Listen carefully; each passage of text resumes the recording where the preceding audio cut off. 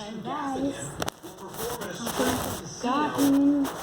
Dito lang ako sa ano guys ha, sa sahig. Gusto kong kumain sa sahig yung nakaganito. Vehicles will be spaced according to social distancing. Couples with wedding dates, that's another example. Alam mo guys, pang ano na to guys ha, pang take 3, nakain. Kasi kanina ayaw talaga mag-ano ng video. Ayaw. Ayaw niyang mag-ano, mag-play, ayaw sa akin. Ayan, yung kanina pinurubo ko, ayan na siya. None of that ingenuity will be in evidence tonight.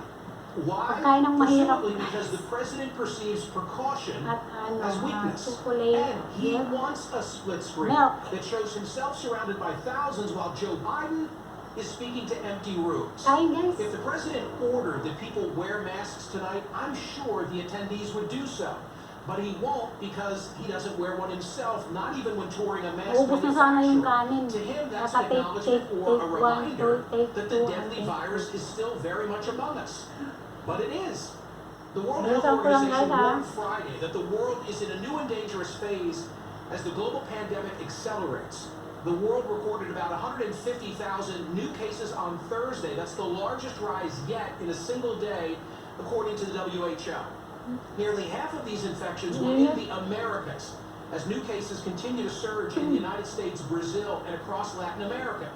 No wonder then that Apple just announced it is reclosing 11 stores in 4 states: North Carolina, South Carolina, Florida, and Arizona.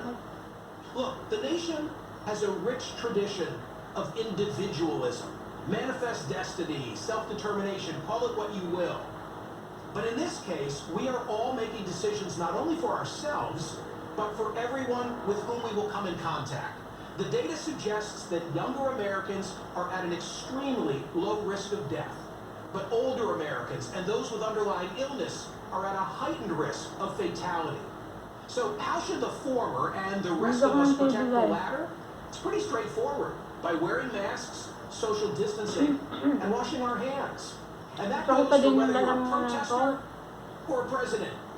Which leads me to this week's survey question at Spurconish.com. Should masks be required, not just recommended, required for large gatherings, be they political rallies or street protests?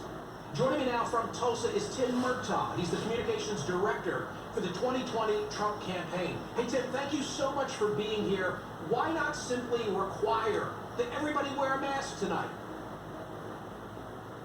Well, we've chosen Oklahoma because it is practically the most open place in the country, and we will Mamaya be providing kakain masks ulit to ako guys. attendees that they can wear if they want. And everyone who comes in will get a temperature check. Anyone with a temperature will not be permitted inside. We'll also have more hand sanitizer than any group of people could ever possibly want. So all of the precautions are in place, and you know, people, I think that I'm pretty sure that CNN has covered the COVID crisis pretty well, and so people are certainly aware of the situation. And people, as you mentioned in your lead-in, people have the freedom of choice, and over 1 million people requested tickets to the president's event here in Tulsa, and people come in with their eyes wide open, and they know that we have taken the precautions to protect them. But the problem with the individualism argument is that when you make a decision, if you, Tim Murtaugh, were making that decision, you're making it also for me to the extent I come in contact with you. As we all know, and it's been drilled into us, the purpose of that mask is to protect those with whom you will then be in contact. Well, individualism in the United States and freedom in the United States is not just an argument, Michael. It is actually how we live as Americans, and it's how Americans always have lived. And people do have the freedom of choice whether to come here or not. But again, as you alluded to in your opening, I don't recall this level of concern when there were tens of thousands, even hundreds of thousands of demonstrators and protesters in cities all across the country, including your hometown and my hometown of Philadelphia a couple of weeks ago. I don't remember the social distancing shaming that CNN and other networks were doing at that time, and it was because it was an issue and a cause that the producers and news editors in your organization agreed with. But now when it comes to being a Trump rally, well, all of a sudden the rules are back, and it's a rediscovery of the coronavirus crisis, which was not, I would say, on the front lines of your thinking when it was the protests you were covering. Well, that may be the case for others, but you need to listen more to my radio program because I've discussed both in an ongoing way. I'll simply say this and then I want to move on to another aspect.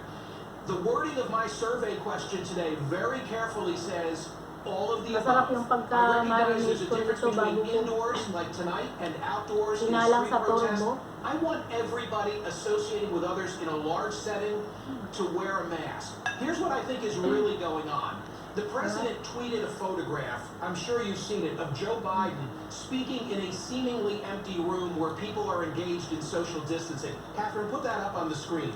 And my theory, Tim, is that it's a political calculus where the polls right now don't favor the president. He wants to remind people that he can draw a throng of thousands and then have a split screen where there's Joe with just a couple of people socially distant. Is that the image he's playing for tonight? Well, I think it was always going to be the image, whether we played for it or not, and whether there was a coronavirus crisis or not. The fact is, President Trump can pack 20,000-seat arenas, and we're going to have tens of thousands more people out here in the streets. So people will actually have a choice between whether to go inside or stay outside, and the president will be speaking at both locations.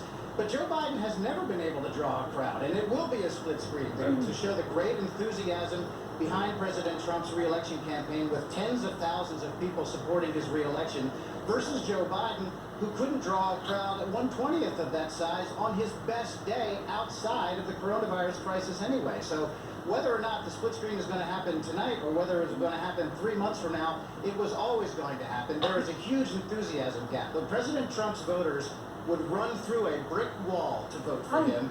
Ain't nobody running through a brick wall for Joe Biden. We know that.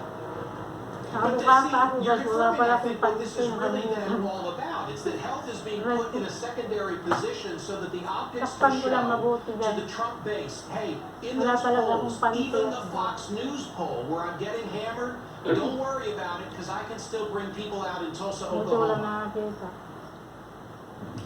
It was always going to be the case that Joe Biden can't draw a crowd and the president can, and we're in Tulsa, Oklahoma because it's practically the most open place in the entire country. It was always going to be a contrast between President Trump's leadership, his effectiveness as president, and his excellent record of achievement, versus Joe Biden, who has a 44-year record of failure, and he's running on ideas to fix things that he should have fixed in his first 4.5 decades in Washington. No one is excited about Joe Biden. No one. Even these false polls that you show us. You know, in 2016, if we believe the public polls, Hillary Clinton would be in the White House right now. And the Fox News poll is really one of the worst offenders. We know that the president's in strong position, and whether or not we're here in Tulsa or anywhere else, the contrast between the excitement behind President Trump's re-election and just the doldrums that surround the Joe Biden campaign were always going to be in evidence. And so that contrast Quick final question, if I may. If tonight is so safe, why is a waiver necessary for all the attendees? Why do they have to click an acknowledgement that they are giving up their right to sue if they get sick tonight? Come on now, you know that if we didn't have that waiver, you'd be asking me the opposite question. And it's just a standard language. I mean, my wife booked a massage the other day, and there was a similar waiver on the website for her. And if you buy a ticket to a baseball game, on the back of that, there's a liability waiver that says, watch out, you may get hit by a foul ball or a flying bat if it leaves the field of play. So that's just standard. And you know, if it were in the opposite situation and we didn't have that, you'd be asking me the opposite question. Hey, Tim, thank you so much for being here. Come back. Sure, thank you, Michael. Could someone who gets sick tonight turn around and sue the Trump campaign? Joining me now to discuss is trial attorney Shane Inspector. He teaches at the law schools of Hastings, Stanford, Berkeley, and Penn. Full disclosure, I'm affiliated with his law firm of Klein Inspector. He just published this piece at CNN.com. Coronavirus waivers and immunity bills are a big mistake. Shane, I'm going to put up on the screen the waiver that attendees in Tulsa have been asked to acknowledge. I'll read it aloud and then I'll ask you for your assessment. By clicking register below, you are acknowledging that an inherent risk of exposure to COVID-19 exists in any public space where people are present. By attending the rally, you and any guests voluntarily assume all risks related to exposure to COVID-19 and agree not to hold Donald J. Trump for President Inc. etc., Guys. or any of their affiliates responsible, liable for Bye. any illness or injury. Your reaction is what? Like that waiver is almost certainly not enforceable. The court would find it to be against the public interest.